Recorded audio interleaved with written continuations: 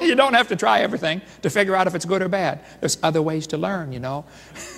But this mixing of the good and the bad together is exactly what's going on in our science textbooks. Now, folks, I like science. I taught it for 15 years. I even have a PhD in education. Stands for post-hole digger. Got one. I'm not against science. Tell you what, I want two kids here that like science, that would like to learn the scientific way to shoot a rubber band. Okay, right there, ma'am. Do you know how to do this already? No, come on up here. Come on up here. And one more. Let's get one boy up here. One boy that wants to learn the scientific way. You can do it. Come on. You want to learn this? You can be a movie star, too. People are going to see this all over the place. Now, what's your name? Lindsay. Lindsay, and this is? Aaron. Aaron. Let me get my rubber bands here. I just happen to have a few rubber bands. Okay, Lindsay, pick a rubber band out of there. Okay. And Aaron, right? I want you to see how far down the center aisle you can shoot that rubber band. Okay, Lindsay, go ahead. Okay. Right, yeah, right there. Oh, wow. About 8 rows back. Okay, Aaron. Ooh, about 9 rows back. Now, I know the scientific way to shoot a rubber band. In just a moment, you're going to ask me a question. And the question has 5 words in it. I already know the question that you're going to ask me. Watch this. Ready? Back row of the church. And the question is? How'd you do that? How did you do that? I told you, it had 5 words in it. Now, I am fully aware of the fact that some people should not learn how to do some things. He's one of them. He's one of them. She says he's one of them. Okay. Now pay attention. There are 2 sides to the rubber band. Are you with me so far? Okay.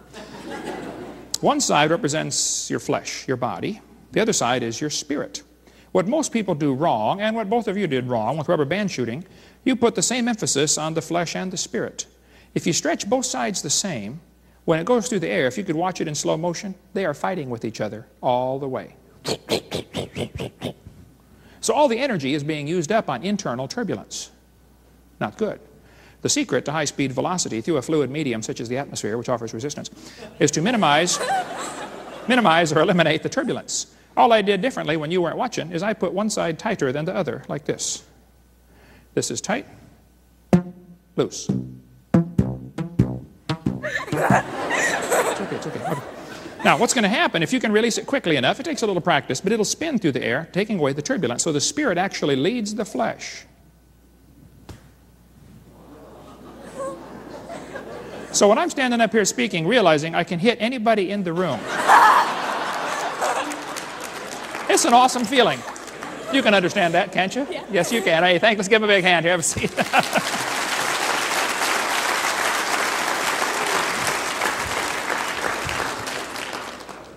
That is one of about 50 different science lessons we teach kids at Dinosaur Adventureland, how to shoot the rubber band the scientific way. And some of you are not going to go very far in your life because you put too much emphasis on the flesh. Quit emphasizing the flesh so much and start emphasizing the spirit, and you'll be amazed what you can do for the Lord. When we get done here today, we're going to make some paper airplanes that'll go about 400 feet during the break time. You can get on our website and see how to make those under super long-distance airplanes. They're pretty cool, too. We like science. I'm not against science, folks, but I'm telling you, there's some poison mixed in with our science books.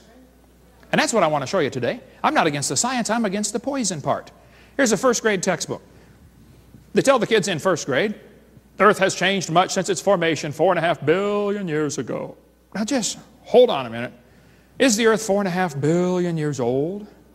No, as we'll see in a minute. But if you tell that to a first grader, he's going to believe you. First graders believe everything you tell them. They believe bananas are moldy spider legs. I did. And then tell them again in second grade, since its formation 4.5 billion years ago, Earth has changed. Down here it says, life too has evolved on Earth. This word evolved is a very tricky word. I've had 77 debates now at universities. I've learned how to win the debate in the first 5 minutes. If somebody says, do you believe in evolution? I simply say, what do you mean? Because there are 6 different meanings to that word. You let them define exactly what they mean, and you probably believe in it. Because one of the 6 meanings is indeed scientific, and I do believe in it. 5 of them are not scientific. They're silly. But they mix them all together like it's some kind of package deal, and you got to buy them all at the same time. This is how they confuse the kids. It's so simple. Now watch this. The first meaning of the word evolution would have to be cosmic evolution. Somewhere, somehow, time, space, and matter have to come into existence. The Bible answers that in 10 words. In the beginning, God created the heaven and the earth. In the beginning, that's time. Time has 3 dimensions, past, present, future. You know, you can't be any place and be outside of time. It permeates everything. In the beginning, God created the heaven. Heaven is 3 dimensions, length, width, height. And earth, matter has 3 dimensions, solid, liquid, gas. A trinity of trinities in only 10 words. You know, you can't have any one of those without the other 2. If you had matter but had no space, where would you put it? If you had matter and space but had no time, when would you put it? Those 3 come into existence simultaneously. The Big Bang Theory has to try to answer that. It's a dud. We'll talk about that in a minute. But you have to have what we call cosmic evolution. Secondly, there would have to be chemical evolution. If the Big Bang Theory is true, the Big Bang produced hydrogen and maybe some helium. Well, then how did we get all these other elements? People say, oh, it's done by fusion. Yeah, you can't get past iron with fusion. Better study that one out. Thirdly, we'd have to have what's called stellar evolution. The stars would have to evolve. Did you know nobody's ever seen a star forming? We see stars blow up all the time. It's called a nova or a supernova if it's a big one, but nobody's ever seen one form. One atheist I debated said, oh, we see a star forming right now in Crab Nebula. I said, no, you don't. You see a spot getting brighter. You are assuming a star is forming. It could be the dust is clearing and there's a star behind it. Nobody's ever proven the formation of one star. And yet there's enough stars out there that we know about that everybody on planet Earth can personally own 2 trillion of them to yourself. Those are the ones we know about. We don't know about the ones that we don't know about. Fourthly, there would have to be organic evolution. Somewhere, somehow, life has to get started from non-living material. The evolutionist is stuck with a very embarrassing position. He still believes in spontaneous generation, even though it was proven wrong 200 years ago. They're way behind the time in their science. Then we'd have to have what we call macroevolution. This is where an animal changes to a different kind of animal. Nobody's ever seen a dog produce a non-dog. You may get a big dog or a little dog, but you get a dog every time. And it could be that the dog, the wolf, and the coyote had a common ancestor. I wouldn't argue about that. But they're the same kind of animal. And every 5-year-old kid knows they are. Is anybody in here 5 years old? Who's 5 or 6? Yes, sir. Way at the back. What's his name? Sal. Seth? Sal. How do you spell that? S-A-L. Sal. Okay, Sal, I want you to take a test here, buddy. Here we have a dog, a wolf, a coyote, and a banana. Which one is not like the others, Sal? The banana. Let's give him a hand. All right. Very good.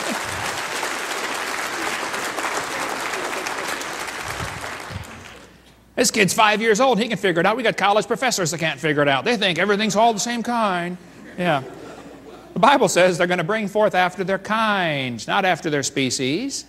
Darwin's book was The Origin of Species. That's not even what the argument's about. What's the origin of kinds? That's where the argument ought to be. And a kind is those that can bring forth. That's how you determine what a kind is. A horse and a zebra can bring forth. A horse and a banana cannot. Lastly, we have what is called microevolution. I don't like that word. I think it confuses people, okay?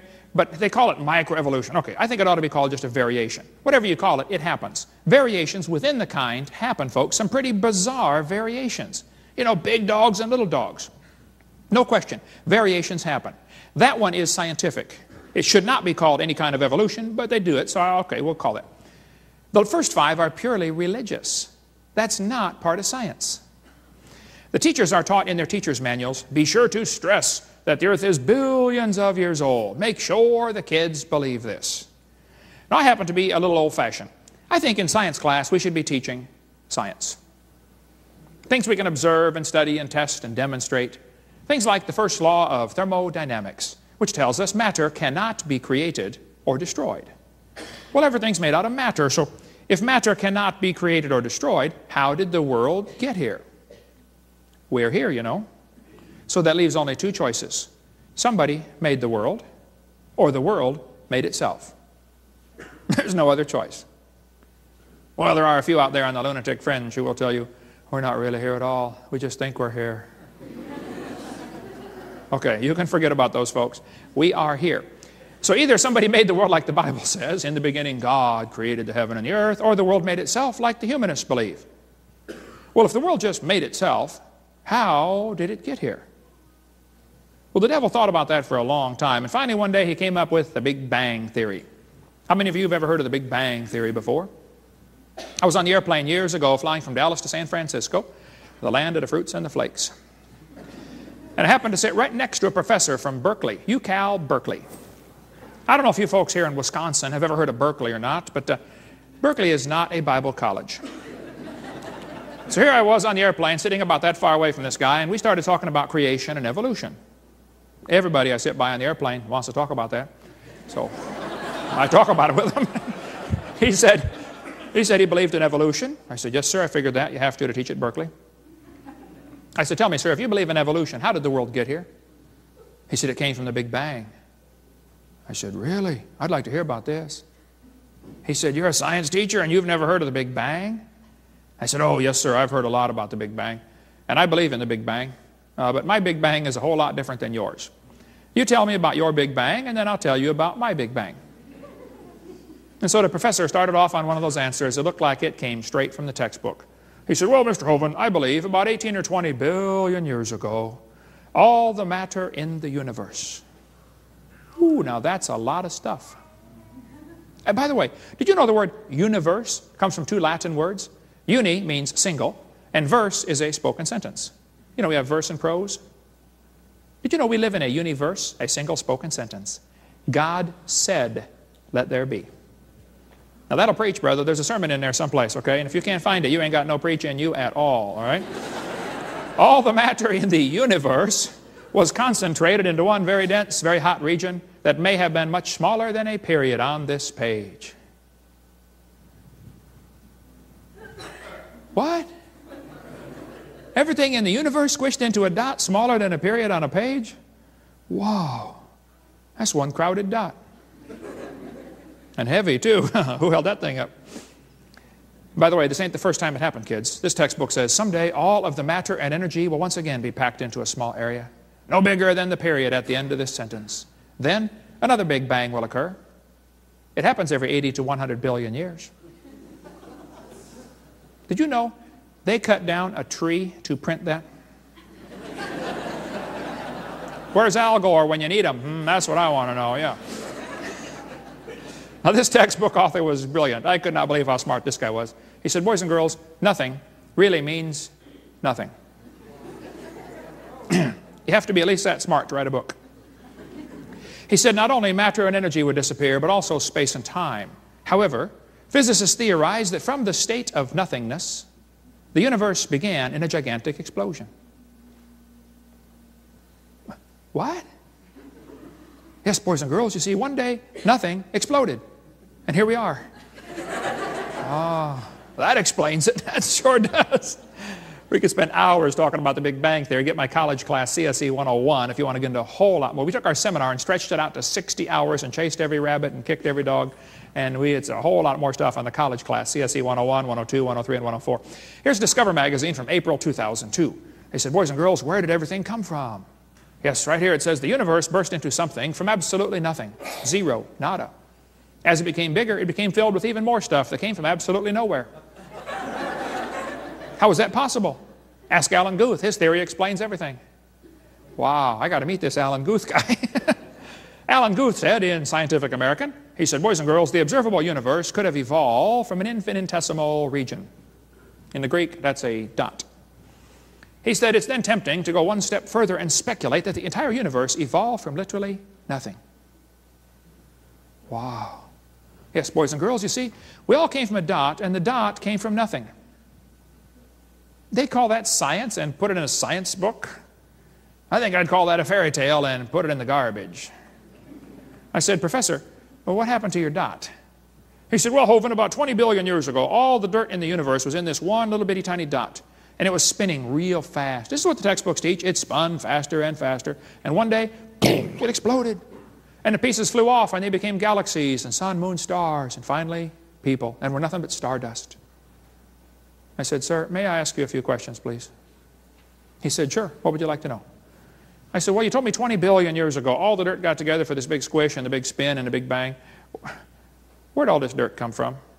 Who made matter? He said, we don't know about that. I said, okay, sir, now hold it. If I told you that I believe about 6,000 years ago, God created the heaven and the earth, then you're going to say, and where did God come from? And I don't know.